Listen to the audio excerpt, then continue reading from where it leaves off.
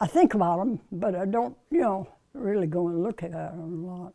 At 95, Eleanor Stone has outlived her husband, 3 children, and 4 siblings. I'm all alone.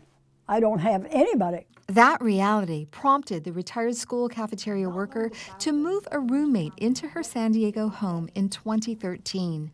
No hard figures exist, but growing numbers of California seniors are opting to move in with each other for companionship and financial reasons. That's a trend that we've seen growing in the last few years.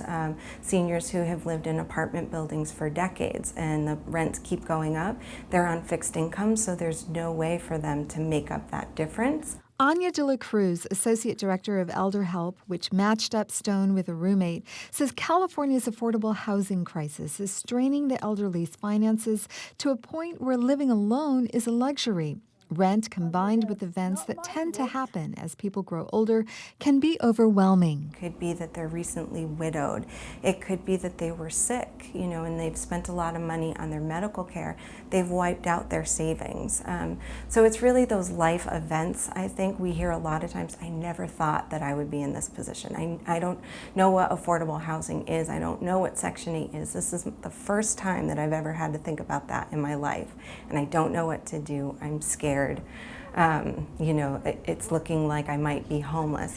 As in the case of Eleanor's roommate, 68-year-old Rose McGeehee. I was living in my own apartment, and I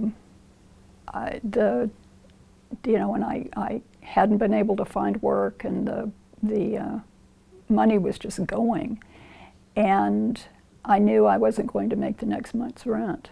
Pairing up the elderly who have long-established likes and dislikes isn't easy.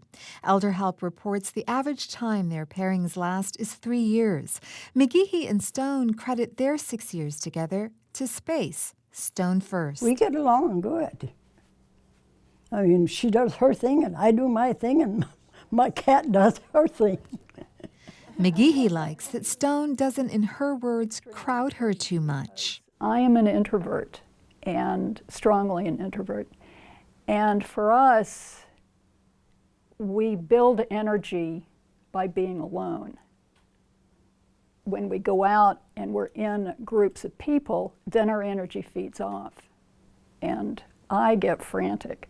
So then I have to come home and be totally alone, shut the door. The two have different schedules. McGeehee rises early, eats breakfast, works until 2 p.m., and then watches something on Netflix in the afternoon.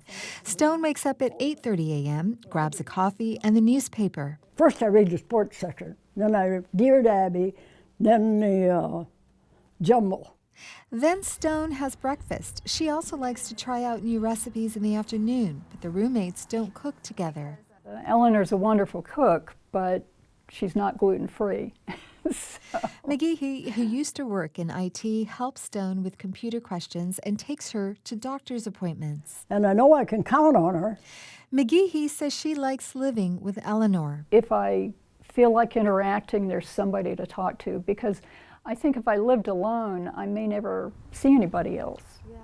But would she choose living with someone else if she had more money? Probably not. Yeah, probably not. And for Stone, having McGeehee live with her hasn't warded off the loss of her family. I'm still lonely, Amita Sharma, KPBS News.